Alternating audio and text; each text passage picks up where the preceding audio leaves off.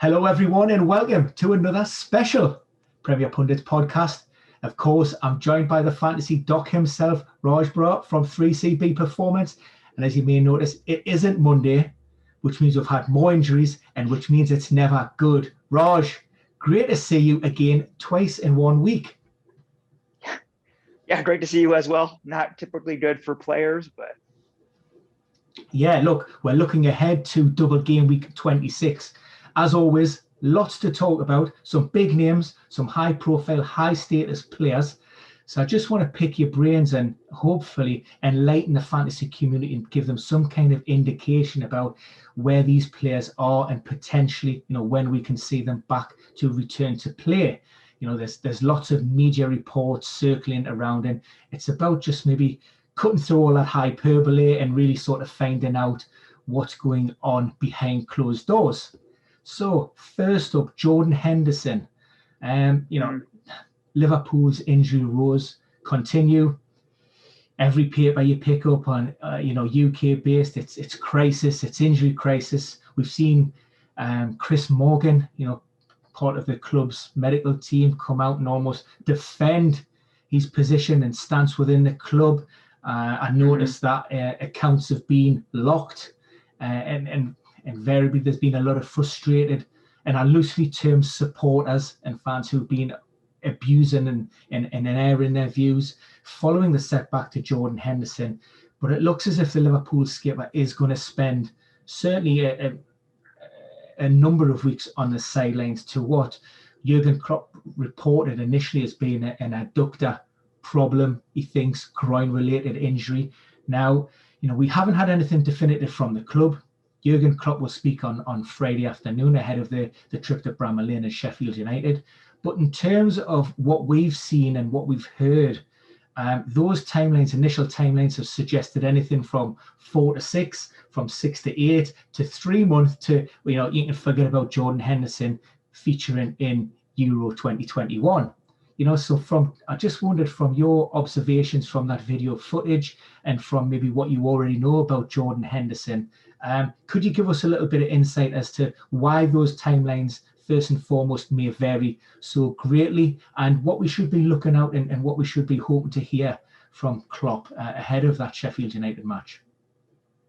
Sure. So with adductor tears, the timelines are notoriously highly variable because it depends on, of course, how the extent of the tear severity, but it also depends on location of the tear and what muscle.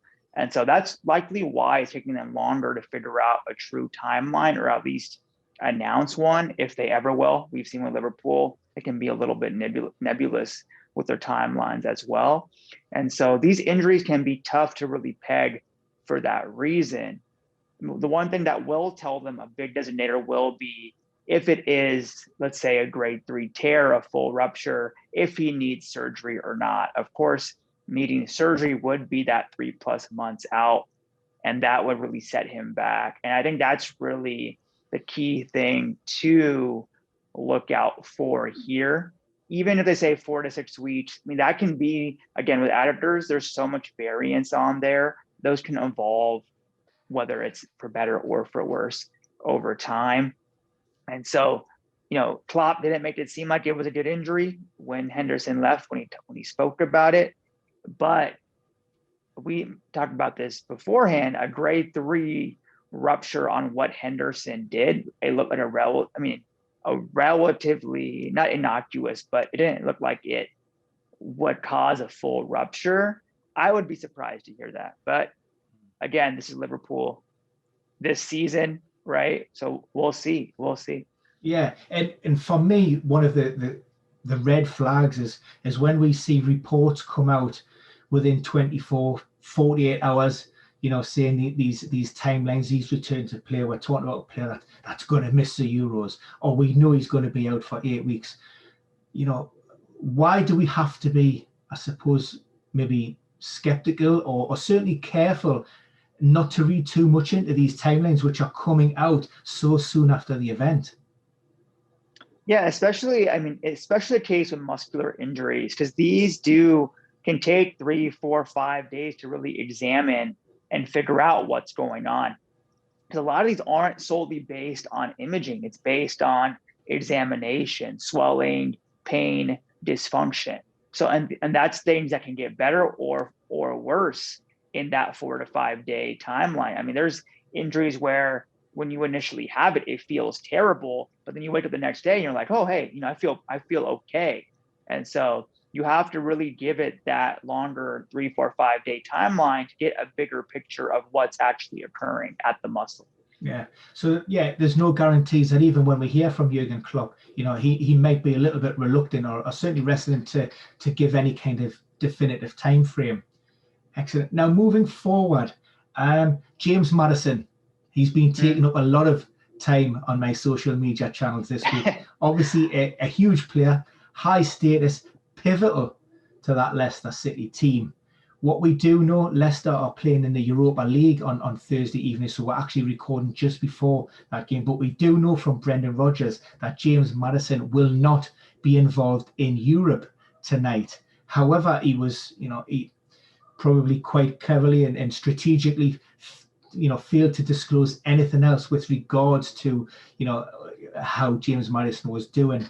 What he did say that James Madison went down to London, down to the capital, to see a specialist to have his problem assessed and evaluated down there with the club doctor. Now, for those that don't know, James Madison actually had surgery towards the back end of last season, which carried over in the close season, and that meant he had a disrupted start to the campaign. And up until last week, Madison had been managed between games. What we've seen, Premier League games and domestic cup games in quick succession. Madison was in and out of that starting lineup. He wasn't sort of thrust back in there. What we've seen from Brendan Rodgers last week was, he had started the game the weekend before. He was in on the Thursday night in the Europa League, and then he started again on the Sunday against Aston Villa and actually broke down, or at least he complained of discomfort in and around that area of where that surgery took place. Now, for all intents and purposes, that may just be a little bit of a warning that he was fatigued and tired. But for me, I find it highly unlikely that, James Madison will be around for, game week 26. One of the words, or one of the take homes from the press conference from Brendan Rodgers, unprompted as well, which I thought, he says, we don't think James Madison needs surgery again. We don't think he'll have to go under the knife. Now, reading between the lines, obviously the concerns are there that this is maybe serious enough, but hopefully we can maybe remedy that with conservative treatment. Just, again, from looking or anything that you've read or seen with regards to that injury that occurred, or what you know of the surgery last summer, can you tell us maybe a little bit about those conversations and maybe how that injury should be managed and potentially, what it was and then the implications of, if it is a serious setback and it's not surgery, what could we be looking at anyway? Yeah, I mean, it's a tough one because, the hip is so rich in anatomy and complex. I think the main thing I would say, just from a top level perspective, if this was just fatigue or just muscular, he wouldn't be going down to see the specialist, right? That you can assess that, that. This sounds like he's having some internal, irritation in that hip, and they obviously are concerned enough to send him to that specialist, unless they're just being overly cautious with a key player. But this doesn't sound like that based on Rodgers' press conference. I think they're just trying to figure out what exactly is going on with that hip, because like you said, he was being managed, and now he's likely, just based off what I talked about, he's likely having some internal pain in that hip. And so it's even hard to give a timeline because there's a lot that could be going on, in there. Is it some irritation in that joint, right? We also know his style of play tends to be a little start-stop, which can put a little bit more demands on that hip as well with the way he plays. And so it also could just be the team being very conservative with the man they know is key for them. Yeah. I mean, look, I don't want to put you on the spot, Raj, but if you were a betting man and if you had, say, James Maddison in your fantasy team heading into game week 26, would you be prepared to hang your hat on Maddison being in that Leicester City starting lineup? No, I'd be very, very surprised. Just in the fact, if he had stayed and not seen a specialist, that inclines me to believe, okay, they think it's just they think it's muscular or it's fatigue. Even then, they might have rested him just out of precaution. But him going to see a specialist, unless there's some like last minute change, I'd be very surprised. So I would not personally. Yeah, which obviously, as being an Arsenal supporter, will please you this weekend. Maybe. I mean, I personally I like to play teams at their best. It's a test. Yeah. I mean, if he had to miss a game, I don't mind it being the Arsenal game. All right. Yeah. So if you're listening, if he's listening right now, take a break. Yeah, just ease back in. Just ease. Look, Yeah, Arsenal can basically do with every bit of help they can get at this moment in time. Says a Newcastle supporter. Yeah. And finally, Raj, we heard from Graham Potter today ahead of their game this weekend. And this followed on from comments from Solly March. Now, what we do know that he had underwent knee surgery earlier this month after during a game, he said he went up for a challenge and it wasn't necessarily the awkward landing. It was he felt that the knee just didn't feel right. It felt a little bit of a twist and there was almost like a pop that he felt. Now, again, Graham Potter said the initial timeline was maybe 8 to 12 weeks. And that gave a little bit hope that if the Seagulls were still fighting for those, to remain out of those relegation places, that he could be involved in the running.